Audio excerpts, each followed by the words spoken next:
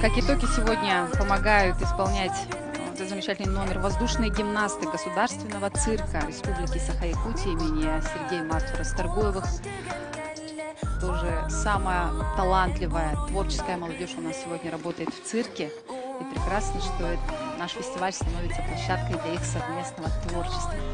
Да, их можно наблюдать не только на сцене цирка, что самое главное, да, их творчество, их умение, их стремление, да, в развитии своего навыка, оно выходит за пределы своего цирка и выходит на такие большие фестивали для поддержки молодых и юных дарований в разных направлениях. Универсальность артистов подтверждает еще лишний раз их профессионализм. Давайте я расскажу о том, что Аина Илларионова, как